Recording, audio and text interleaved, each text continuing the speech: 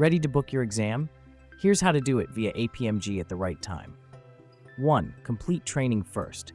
Before anything else, complete your practitioner-level training with a recognized provider like Baachu Scribble. 2. Know your eligibility. After training, you'll receive a voucher code from your provider valid for 12 months. Use it to book your exam through APMG. 3. How to book. Go to APMG's secure portal, log in, and select APMP Practitioner V3 to begin your booking. 4. When to book. Book your exam 2 to 4 weeks after your training.